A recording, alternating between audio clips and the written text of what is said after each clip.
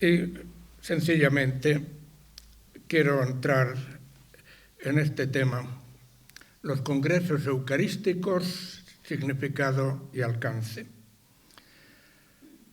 Tan solo se me indicaba el título, sin apuntar ningún aspecto en concreto. He podido apreciar, viendo el programa del Congreso Eucarístico Diocesano, que en Valladolid se proponen profundizar en el sentido cristiano del domingo para reforzar la conciencia de su significado como Día del Señor de una forma participativa, consciente y eficaz. Y todo ello en el marco del año jubilar de la misericordia. En este sentido, en la convocatoria, la Carta Apostólica Misericordia Vultus del Santo Padre, se nos recuerda cómo somos convocados a la Eucaristía e iniciados como discípulos en torno a ella, congregados como pueblo y desde ella enviados como misioneros del amor misericordioso. Teniendo esto como referencia de fondo, pues yo quisiera sencillamente hablar de distintos aspectos de lo que son los congresos eucarísticos. Los congresos nacieron a finales del siglo XIX para renovar la vida de la Iglesia mediante la fe en nuestro Señor Jesucristo presente en la Eucaristía. Naturalmente, han procurado siempre tener una finalidad pastoral compatibilizada fundamentalmente con estas realidades: la reflexión teológica, la catequesis, la celebración de la Eucaristía, la adoración eucarística y la acción caritativa y social. Por todo ello, yo quisiera exponer fundamentalmente la finalidad, los contenidos, el objeto de los congresos eucarísticos y, si no me alargo demasiado, decir una palabra también sobre la historia de estas realidades pastorales. Tengo presente mi propia experiencia.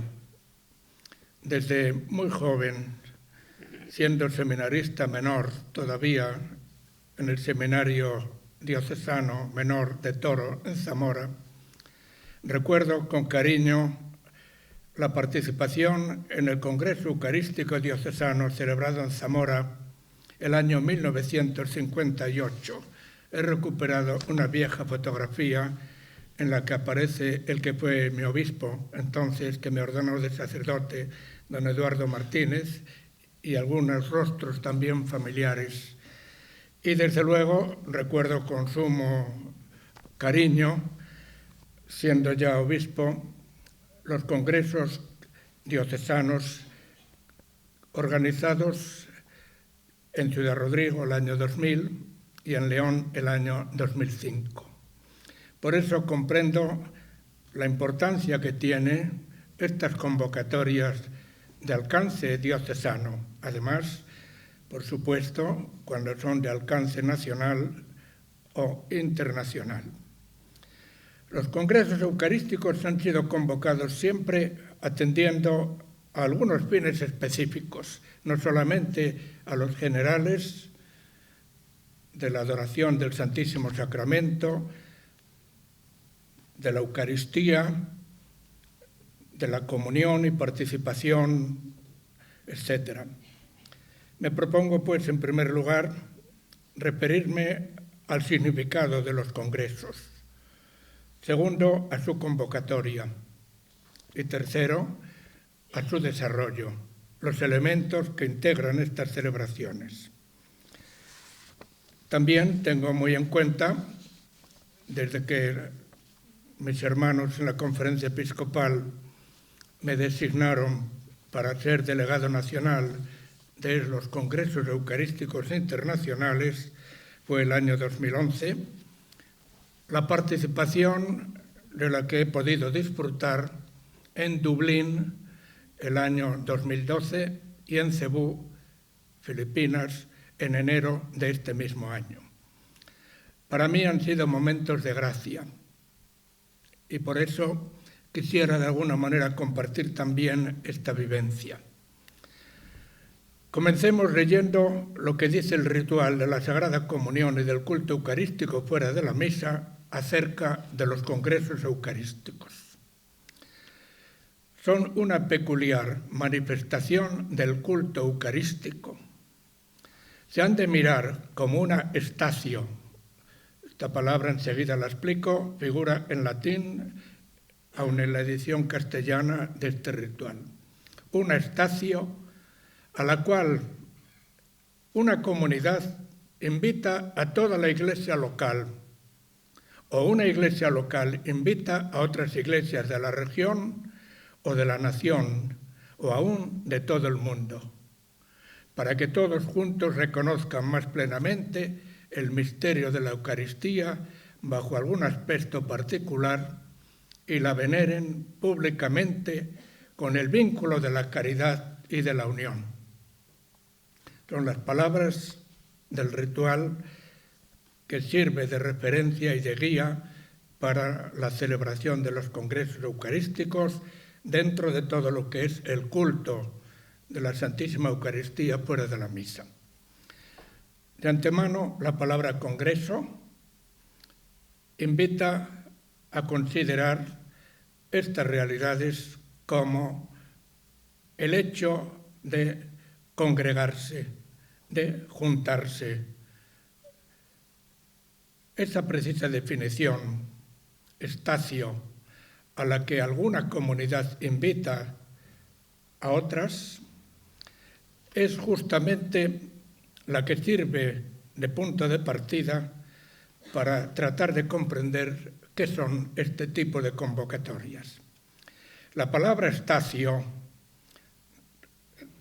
que aparece, como digo, no traducida, no significa simplemente la estación, como cuando hablamos de la estación de autobuses o la estación del tren. Esta palabra estacio, del verbo stostare, significa detenerse, significa permanecer, significa estar de pie. Por eso, la estacio hace referencia también al lugar donde se efectúa esa parada reunión que se viene a convertir en lugar de convocatoria y en punto de encuentro. Naturalmente se trata de personas, de cristianos, con una finalidad cultural. Por eso la palabra estacio hace referencia también a la asamblea litúrgica. Y todos recordamos, seguramente, aquella indicación de los antiguos misales cuando al llegar la Cuaresma decían estación en Santa Sabina, estación en Santos Juan y Pablo, estación en San Jorge in Velabro, etc. ¿Qué quería decir esto? La convocatoria de la iglesia local, en este caso Roma, en las distintas iglesias en las que se celebraba cada día una vez iniciada la Cuaresma. San Juan XXIII recuperó estas estaciones en el miércoles de ceniza del año 1959 mediante una procesión desde la Basílica de San Anselmo hasta la de Santa Sabina, que es justo la que corresponde, la estación que corresponde al miércoles de ceniza. Este es el significado de la palabra estacio. Con referencia al mundo, statio orbis, se usó por primera vez en el 37 Congreso Eucarístico Internacional, celebrado en Múnich el año 1960, por iniciativa del célebre liturgista el padre Jungmann. Algunos recordarán la obra El sacrificio de la misa. Sugerencia que fue acogida con gran entusiasmo por los obispos alemanes, como señaló en las actas del Congreso el entonces joven profesor Joseph Ratzinger, más tarde Papa Benedicto XVI. Desde entonces los congresos a nivel mundial se denominan Statio Orbis, Asamblea Mundial, Asamblea del Mundo, fieles cristianos, católicos, congregados en torno a sus pastores, para hacer visible a la Iglesia en un determinado lugar, signo y expresión de la Iglesia de Cristo extendida por todo el mundo. En el Congreso Eucarístico de Cebú de enero de este año, los datos fueron más de 1 millón de personas en la misa de clausura en la Statio Orbis. En el anterior congreso, el de Dublín, que tuvo lugar la Statio Orbis precisamente en un gran estadio, participaron, según la capacidad de aquel estadio, 85.000 personas. No obstante, en los días anteriores fueron muchas más, seguramente, las que pudieron participar. No hay que olvidar la televisión, las redes sociales, de tal manera que esa cifra, sin duda, allí en Dublín, sin alcanzar la del Cebú, fue ciertamente mayor. Finalidad de los congresos. El ritual citado antes dice expresamente que todos juntos, por tanto ya está ahí la referencia a la asamblea convocada, reconozcan más plenamente el misterio de la Eucaristía bajo algún aspecto particular y la veneren públicamente con el vínculo de la caridad y de la unión. Esto es muy hermoso. Este párrafo hace referencia a la comunidad, a la iglesia local o particular, que convoca a las demás para celebrar un congreso, señalando estos fines: el reconocimiento más pleno del misterio de la Eucaristía bajo un aspecto particular y, desde luego, la veneración pública del misterio eucarístico juntamente con el vínculo de la caridad y de la unión. Detrás de estos fines explícitos se encuentra evidentemente la referencia al amor cristiano. Esta idea se ve reforzada también por otra afirmación del mismo ritual. Conviene que tales congresos sean verdaderamente un signo de fe y de caridad por la plena participación de la Iglesia local y por la significativa aportación de las demás iglesias. Signo de fe y de caridad. Está claro que la referencia a los congresos como expresión de la fe debe llevar a esta otra indicación también del ritual.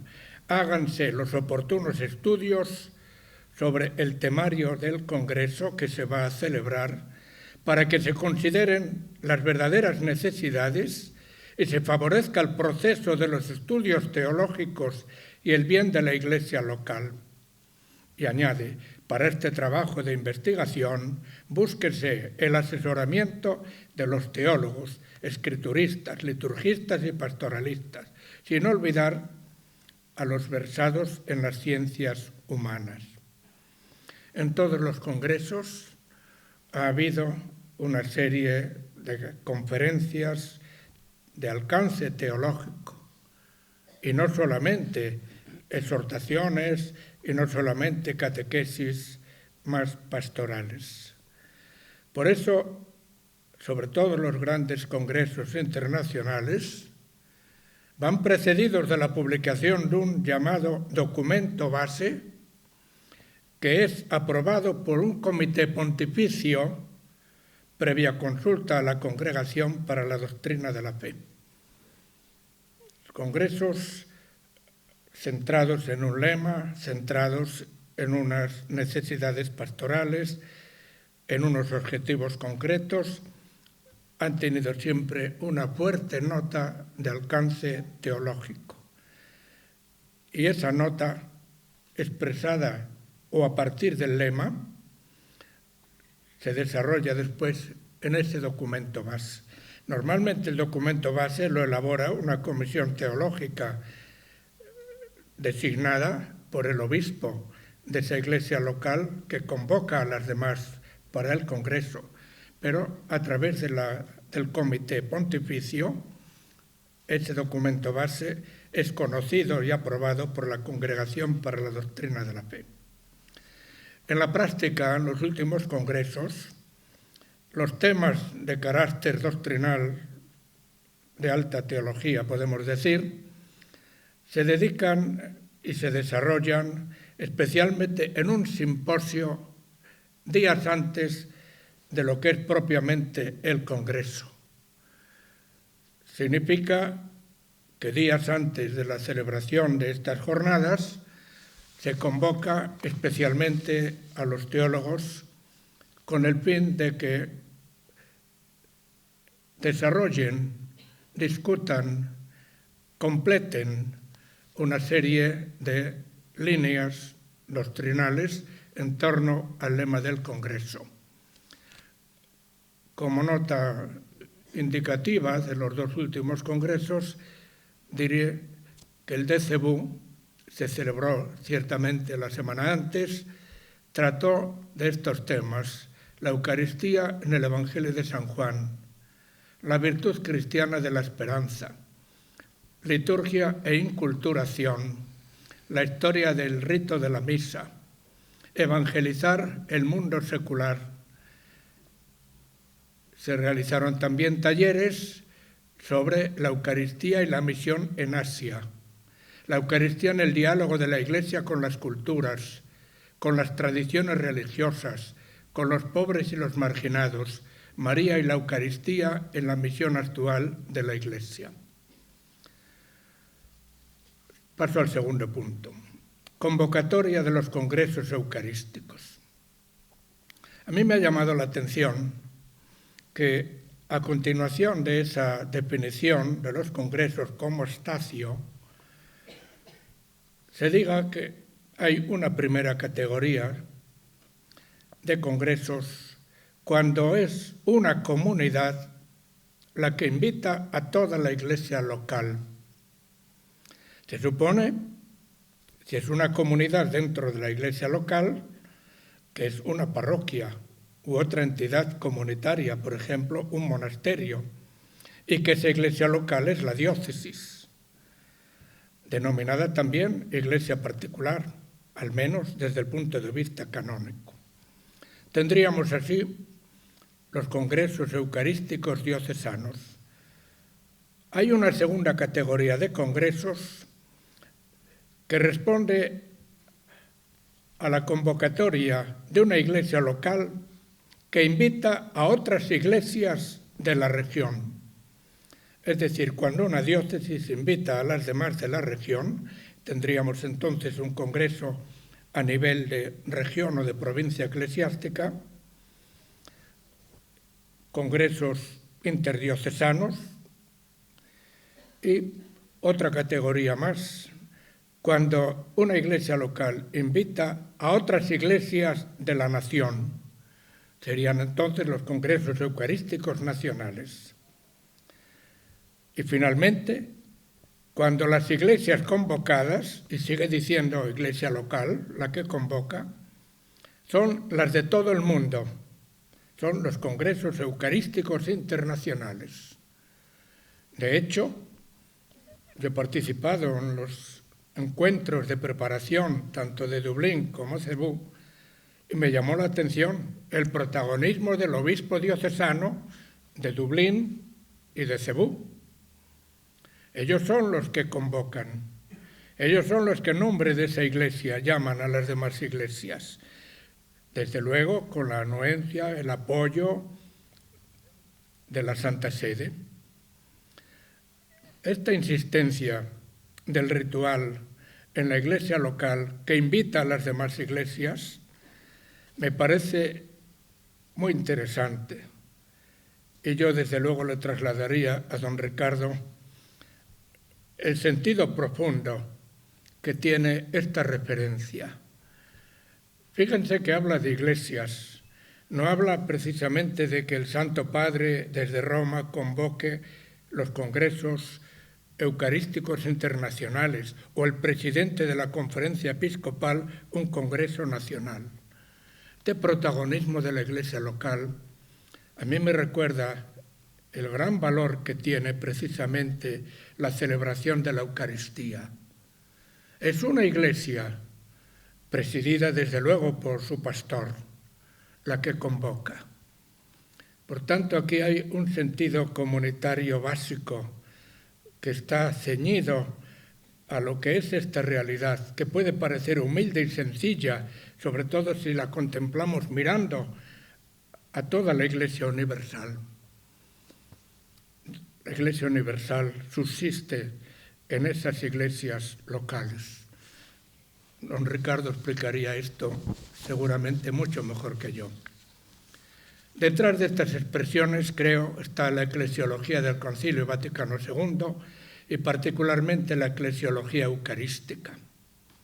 Hay un precioso texto de la Constitución Lumen Gentium que nos dice: cuantas veces se renueva sobre el altar el sacrificio de la cruz, en que nuestra Pascua Cristo ha sido inmolado, se efectúa la obra de nuestra redención y al propio tiempo, en el sacramento del pan eucarístico, se representa y se produce la unidad de los fieles que constituyen un solo cuerpo en Cristo.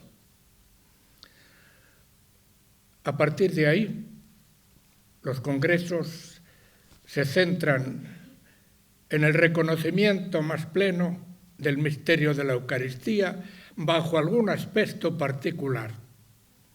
Es sencillamente la nota que tiene o característica de carácter doctrinal, teológico-pastoral, cada uno de los congresos. Es interesante saber, por ejemplo, los temas propuestos en los últimos 50 años, algunos ejemplos solamente. Bombay, 1964. Primer congreso en el que el Santo Padre, el obispo de Roma, participa personalmente, congresos fuera de Roma. La Eucaristía y el hombre nuevo. Todavía está el Concilio Vaticano II, acaba de terminar la tercera sesión. Lourdes, 1981. Jesucristo, pan partido para un mundo nuevo. Presencia del Santo Padre San Juan Pablo II. Sevilla, 1993. Eucaristía y evangelización. Wrocław, Polonia, 1997. Eucaristía y libertad. Guadalajara, México, 2004. La Eucaristía, luz y vida del nuevo milenio.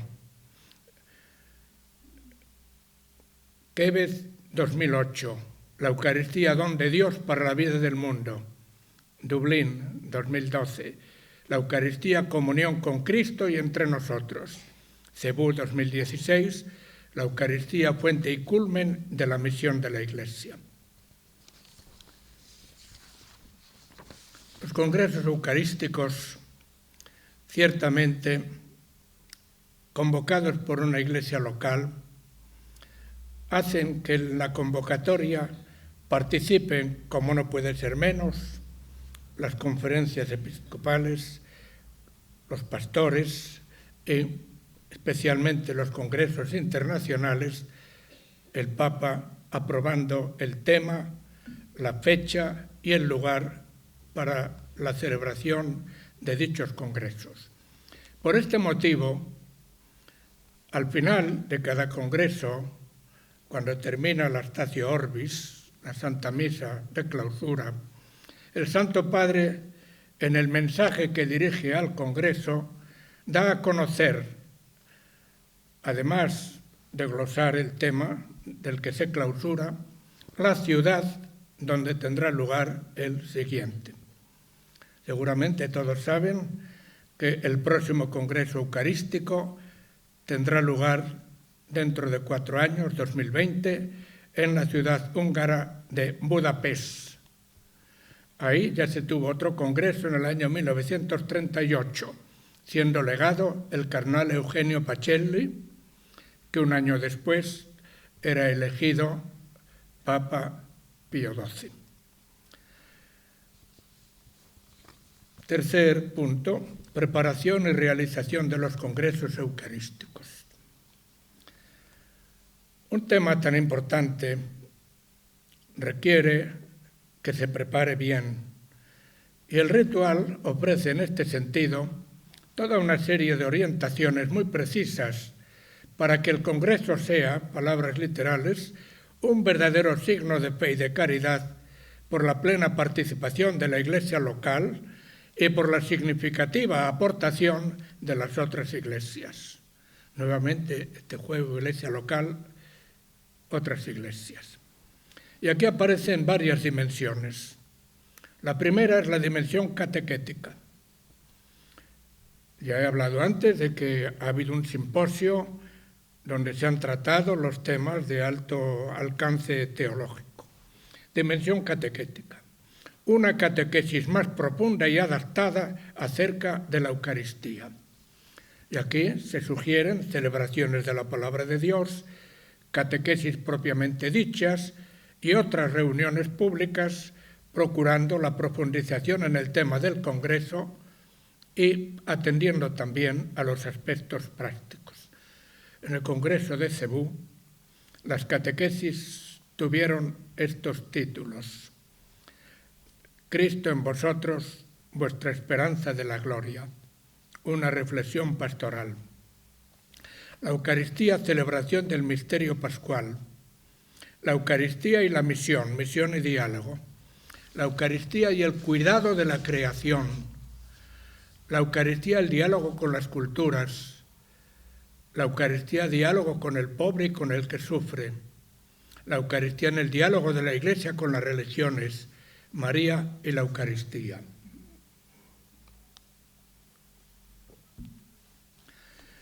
Segunda dimensión, la dimensión litúrgica y de la piedad popular.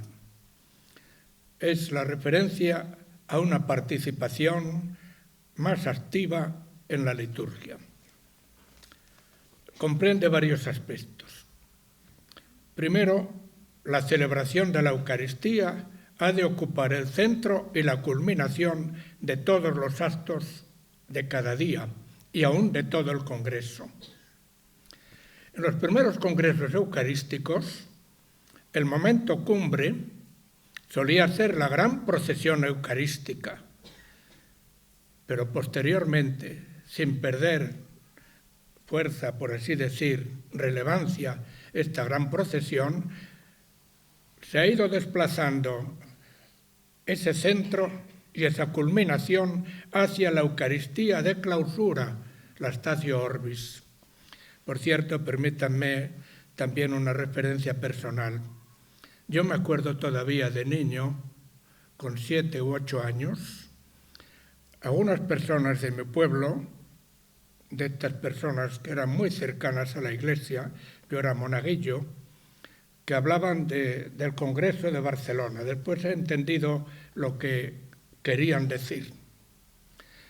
También puedo decir cómo en el Congreso tanto de Dublín como de Cebú, esa Statio Orbis final, pero cada día la celebración eucarística, situada en el centro del día, concelebrada por los obispos presentes y por una muchedumbre de sacerdotes, era verdaderamente el corazón del Congreso. En muchos congresos eucarísticos, tanto internacionales como de otro rango, se han organizado también, no lo sé ahora, celebraciones en las que se da la primera comunión a los niños. Esto es un dato muy interesante, que a partir de los congresos de la época de San Pío X se empieza a insistir. Recuerden que es el Papa que adelanta la edad de la primera comunión e invita a que cuanto antes los niños la reciban, y es el Papa de la comunión frecuente. Bueno, pues hay una anécdota preciosa en el Congreso Eucarístico de Cebú. Hicieron la primera comunión 5.000 niños y niñas, acompañados de sus padres, fue en un estadio, fue una preciosidad de celebración. Los niños y niñas vestidos de blanco, no con los trajecitos que usan por aquí, pero acompañados de sus padres. 4.200 niños procedían de las parroquias y 800 eran niños de la calle. Entonces, ya hablaré un poco más adelante de este dato. La nota más destacada fue el que oficiara la misa el cardenal Ricardo Vidal, arzobispo emérito de Cebú, de 83 años, que recordó en la homilía que tenía 6 años cuando hizo la primera comunión en una ceremonia similar celebrada en Manila durante el Congreso Internacional de 1937. Y dijo lo siguiente: a ver si dentro de unos años alguno de estos niños preside también la primera comunión en otro congreso. Histórico, ¿eh? No estoy inventando nada. También en relación con la Santa Misa, es importante esta actividad que yo la he vivido tanto en Dublín como en Cebú, es llevar el congreso a las comunidades parroquiales de la población donde se celebran. No a todas, pero sí seleccionadas. Distribuidos los congresistas, los sacerdotes, los obispos, por grupos lingüísticos, se facilitaba el traslado a una parroquia o iglesia señalada. Me ha tocado presidir en lengua española, tanto en Dublín, en una parroquia regentada por sacerdotes de la obra, y en Cebú, justo la parroquia del obispo auxiliar, que acababa de ser consagrado unas semanas antes, que seguía siendo párroco todavía de esa parroquia. Bueno, pues en estas celebraciones, todo el grupo de obispos, de sacerdotes y una buena parte de los asistentes, en este caso de la lengua española, permitieron una celebración pues muy festiva, muy gozosa. En las de Dublín, además de esta celebración eucarística, hubo una de adoración nocturna una noche, donde el grupo más numeroso de adoradores eran de México, presidida por Monseñor Manuel Ureña, en aquel momento arzobispo de Zaragoza. También fue una celebración verdaderamente espléndida.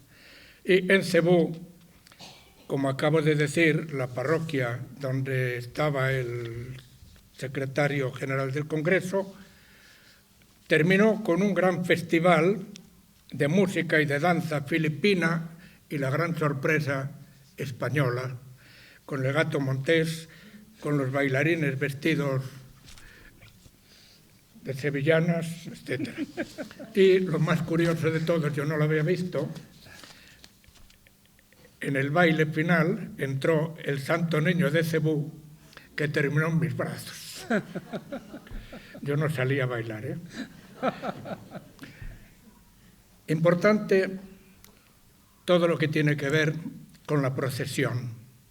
Evidentemente, organizar una procesión en la que se traslada el Santísimo Sacramento con himnos y preces públicas por las calles de una ciudad tiene también un simbolismo. Siempre se han hecho a continuación de la misa, en la que se consagra la hostia que es llevada en la procesión. Recuerdo la de Dublín por las calles adyacentes, una procesión con cierta rapidez, etc. Pero la de Cebú, cerca de 1 millón de personas, más de 3 horas de procesión por un trayecto de varios kilómetros, atravesando la ciudad, no sé si de norte a sur o de este a oeste, porque era ya al anochecer.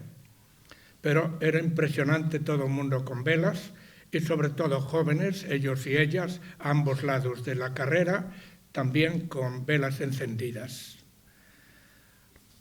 La Iglesia Católica rinde culto latréutico al Señor Eucarístico, no solo durante la misa, sino también fuera de la celebración.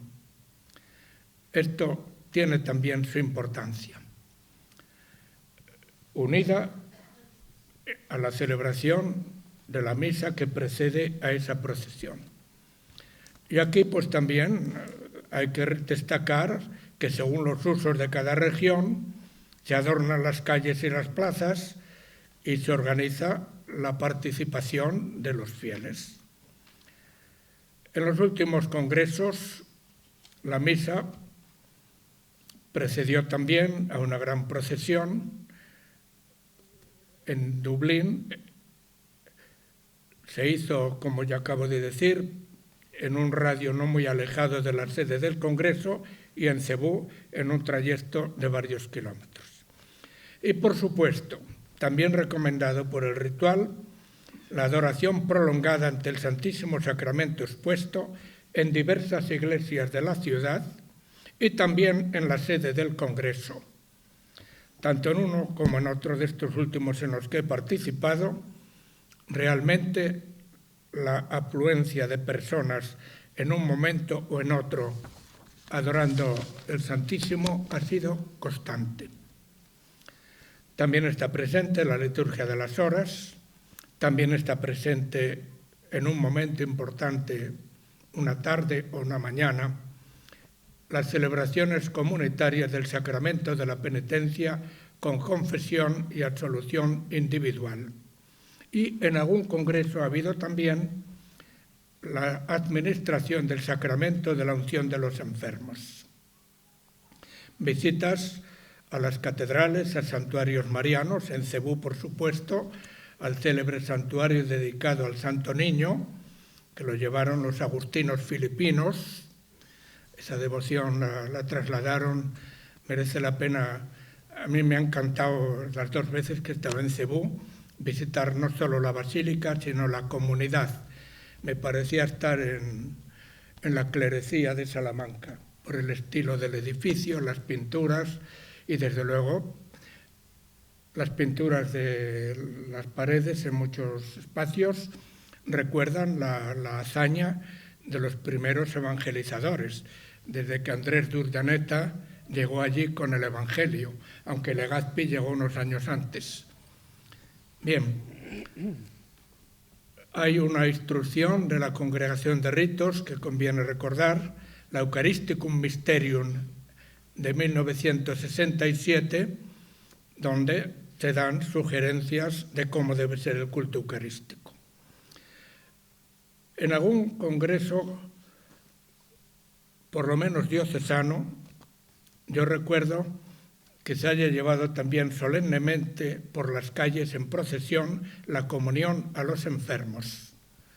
Mi diócesis de origen, Congreso Eucarístico Diocesano del año 1958, fue seguido por asambleas comarcales, Toro, Benavente y otras poblaciones, y en estas nos llevaron a los seminaristas. Un día al menos en el Congreso se llevó la comunión a todos los enfermos. Por supuesto, hay otro aspecto también que no podemos olvidar, que es la dimensión social. Seguramente conocen también cómo en Barcelona todavía hay un barrio llamado del Congreso. Sus casas se levantaron a raíz del Congreso Eucarístico de Barcelona de 1952. Todavía se llama Barrio del Congreso. Pues bien, esta dimensión social tiene mucho que ver con la expresión reinado social de Cristo y surge en el marco de la devoción al Sagrado Corazón de Jesús. Recuerden la encíclica Quas Primas del Papa Pío XI y esa frase: la paz de Cristo en el reino de Cristo, que dará pie a la fiesta de Cristo Rey. Y aquí estamos cerca del santuario de la Gran Promesa. Dimensión social de la Eucaristía. Cristo entregado por nosotros, su sangre derramada por muchos, que somos todos. Brota de ahí la invitación a cooperar en el advenimiento de un mundo nuevo. Los congresos que siguieron al Concilio Vaticano II llevan esa impronta que el beato Pablo VI quiso imprimir también. Hay una frase que a mí me ha impresionado mucho cuando la he leído del beato Pablo VI en el Congreso de Colombia Bogotá, en 1968. Fíjense qué palabras. El sacramento de la Eucaristía nos ofrece la escondida presencia viva y real de Cristo. Vosotros sois también un sacramento, es decir, una imagen sagrada del Señor en el mundo, un reflejo que representa y no esconde su rostro humano y divino. Toda la tradición de la Iglesia reconoce en los pobres el sacramento de Cristo. Palabras de Pablo VI dirigidas a los campesinos de Colombia.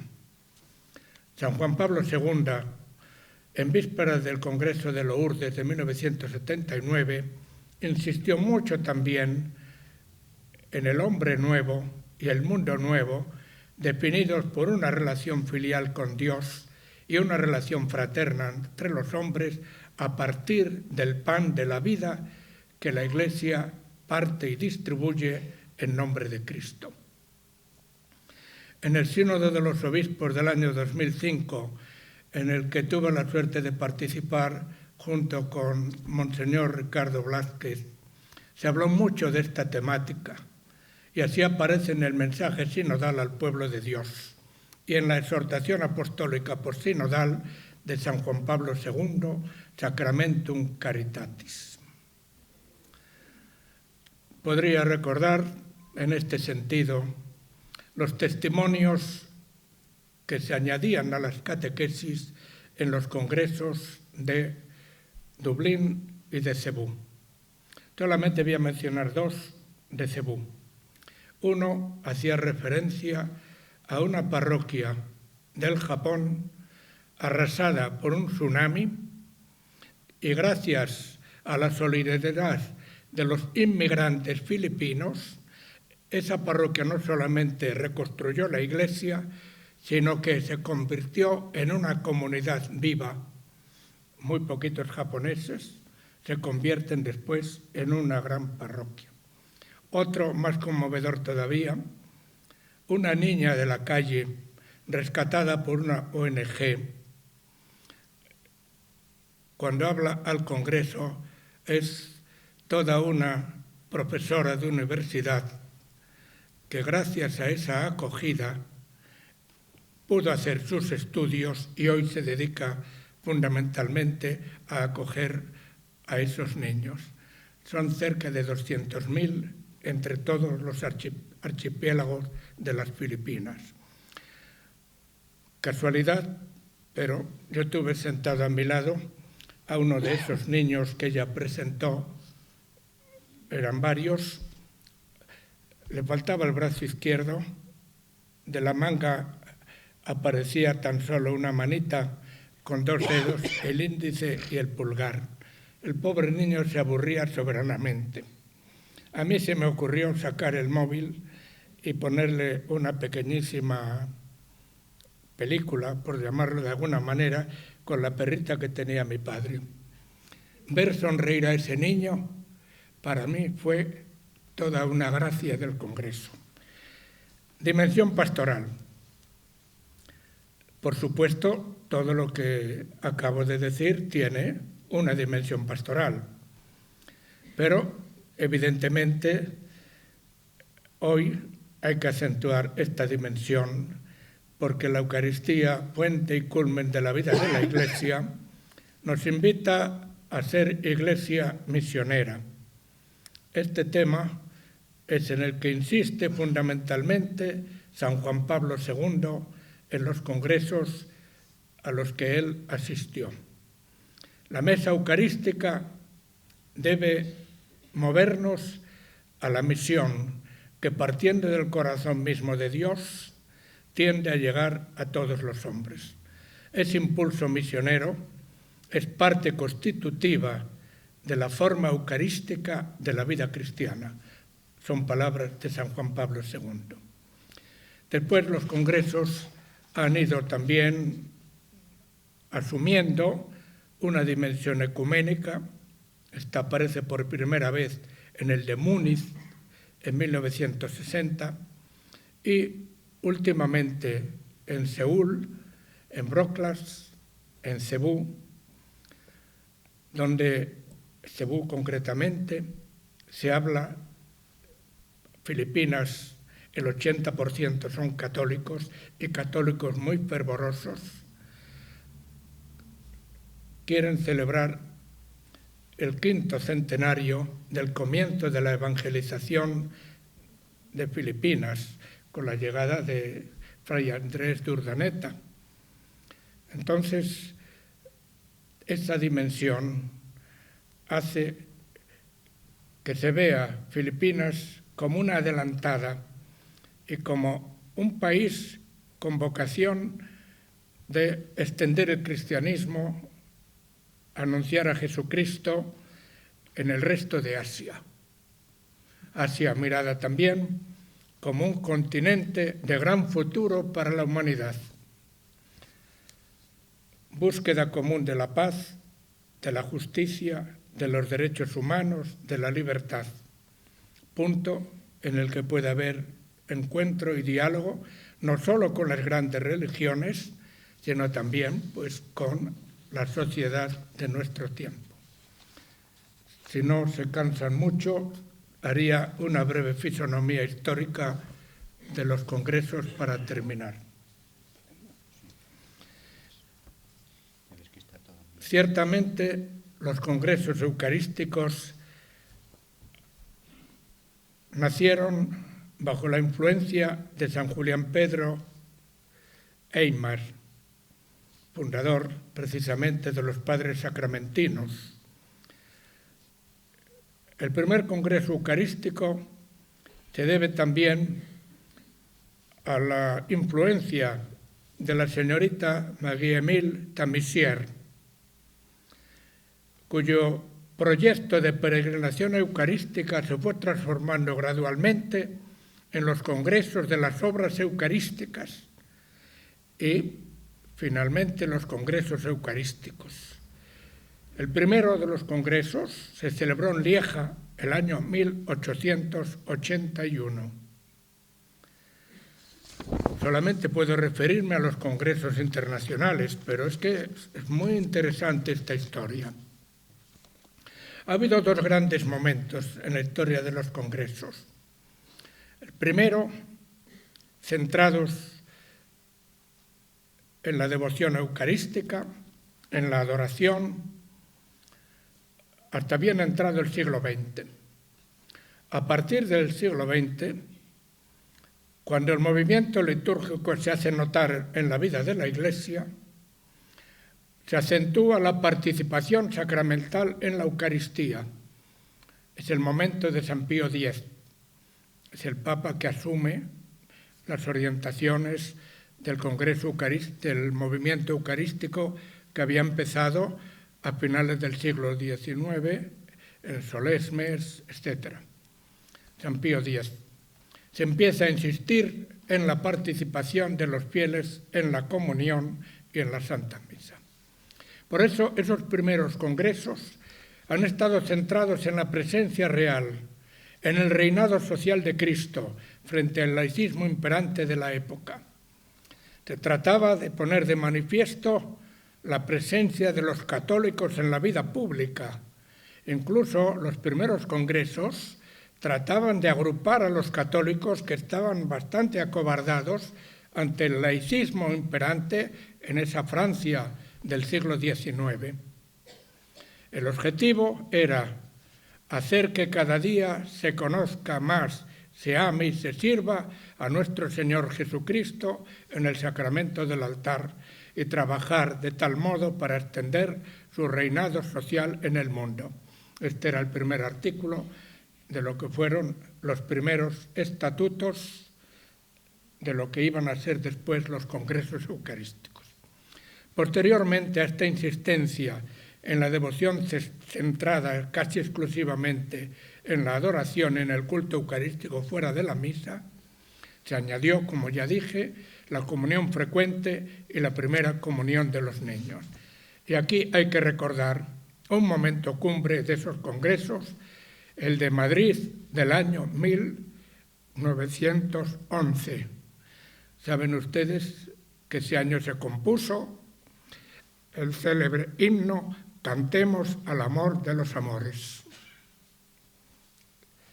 Durante el pontificado de Pío XI, como consecuencia del impulso dado por ese gran papa a las misiones, los congresos salieron de Europa: Chicago, Sydney, Cartago, Buenos Aires, Manila.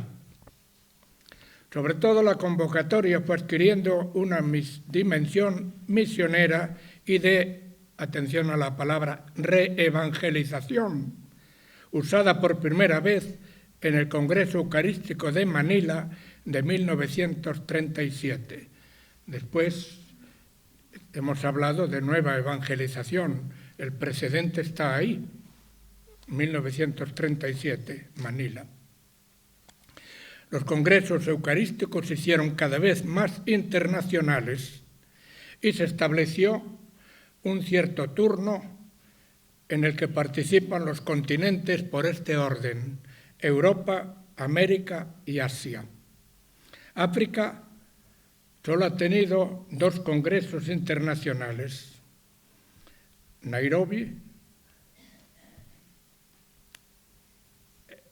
en 1985 y no recuerdo cuál ha sido el anterior, y Oceanía, otro en Melbourne, Australia, en 1973. En cuanto al tiempo de celebración entre uno y otro congreso, desde 1981 hasta 1938, tenía lugar cada año o cada 2 o 3 años, sin un ritmo fijo. Entre las 2 guerras mundiales hubo 9 congresos, pero a causa de la segunda hubo que esperar 15 años para poder reanudar la serie, exactamente desde Budapest 1938 hasta Barcelona 1952. El himno de Barcelona, recuerdan ustedes, tienen una estrofa, esas palabras: tiradas a tus plantas las armas de la guerra. Esa letra, himno de Barcelona, es de don José María Pemán: de rodillas, Señor, ante el sagrario. Desde los congresos de Roma de 1922 y de Ámsterdam en 1924, se incorporan, como ya he dicho antes, el movimiento litúrgico. En ese tiempo, 1947 ya, Pío XII publica la encíclica Mediator Dei, y desde ahí al Concilio Vaticano II tenemos entonces un impulso fundamentalmente orientado a la participación en la celebración de la misa, sin olvidar, por supuesto, ahí está la encíclica Mysterium Fidei, ahí están otros documentos de la Reforma litúrgica, insistiendo siempre en que la presencia es fruto de la celebración. Después del Vaticano II, pues los congresos han adquirido una imagen espléndida y están abiertos, como dije antes, a los problemas del mundo contemporáneo. A mí me ha llamado la atención también, en esta apertura hacia el mundo, ya no solamente católico, estas palabras del beato Pablo VI, cuando acude precisamente al congreso celebrado en la India, estando todavía en marcha el Concilio Vaticano II. Pablo VI se sintió peregrino sobre las huellas del apóstol Santo Tomás y del glorioso San Francisco Javier, así lo dice, con el fin de dar testimonio de la estima, respeto y amor que la Iglesia siente por los pueblos del continente asiático, por sus civilizaciones y por su tan profunda religiosidad. También habría que recordar otra vez el Congreso Eucarístico de Sevilla, que está motivado por el 5º centenario del descubrimiento y de la evangelización de América. Su lema fue Cristo, luz de las gentes, Eucaristía y evangelización. en el que participó personalmente San Juan Pablo II. Luego el de Dublín, ya lo he mencionado antes, 2012, la Eucaristía, comunión con Cristo y entre nosotros. Referencia a los 50 años del Concilio Vaticano II, y era el Congreso Internacional que hacía el número 50. Y el de Filipinas, Cebú, de este año, en el comienzo de las celebraciones del 5º centenario de la evangelización de las Filipinas. Termino. Quisiera hacerlo con unas palabras del Papa Francisco en el mensaje de la clausura del Congreso Eucarístico de Cebú. La presencia de Cristo entre nosotros no es solamente un consuelo, sino también una promesa y una invitación. La promesa de que un día la alegría y la paz eterna nos pertenecerán en la plenitud de su reino, y una invitación a salir como misioneros para llevar el mensaje de la ternura del Padre, de su perdón y de su misericordia a todo hombre, mujer y niño. La invitación: mientras os preparáis para salir, hay dos gestos de Jesús en la última cena sobre los que os pido que reflexionéis. Ambos tienen que ver con la dimensión misionera de la Eucaristía. Se trata de la convivialidad, el compartir la comida, y del lavatorio de los pies. En cada Eucaristía debemos inspirarnos y seguir su ejemplo, yendo al encuentro de los demás con espíritu de respeto y apertura para compartir con ellos el don recibido. La otra imagen que nos ofrece el Señor en la última cena es el lavatorio de los pies, servicio humilde del amor incondicional con que dio su vida en la cruz para la salvación del mundo. La Eucaristía es una escuela de servicio humilde. Nos enseña a estar listos para los demás. También esto es el centro del discipulado misionero. Muchas gracias.